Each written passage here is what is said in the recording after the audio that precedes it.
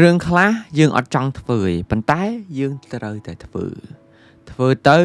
វាធ្វើឲ្យយើងអត់សប្បាយចិត្តទេឥឡូវព្រោះយើងមានអារម្មណ៍ថាយើងអត់ចង់ធ្វើយើងមានអារម្មណ៍ថាតបប្រមល់មួម៉ៅប៉ុន្តែនៅពេលដែលយើងធ្វើរឿងនឹងទៅវាធ្វើឲ្យយើងសប្បាយចិត្តនៅថ្ងៃក្រោយរឿងខ្លះយើងធ្វើឥឡូវសប្បាយចិត្តប៉ុន្តែថ្ងៃក្រោយទៅវាផ្ដល់ផលប៉ះពាល់មិនល្អវាធ្វើឲ្យយើងមិនសប្បាយចិត្តនៅថ្ងៃក្រោយអញ្ចឹងមុននឹងធ្វើរឿងអីមួយកុំគិតតែពេលឥឡូវកុំធ្វើអីតាមតែអារម្មណ៍របស់យើងកុំគិតតែក្នុងរយៈពេលខ្លីគិតដល់ពេលអនាគតផងថាតើនៅពេលដែលយើងធ្វើរឿងនឹងទៅ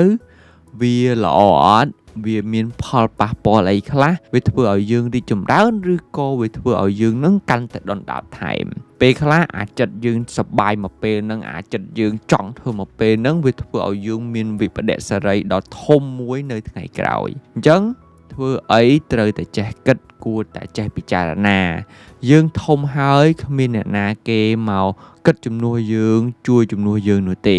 បើយើងមិនគិតបើយើងមិនពិចារណាសម្រាប់ខ្លួនឯងគឺអត់មានអ្នកណាគេមកធ្វើជំនួសយើងទេ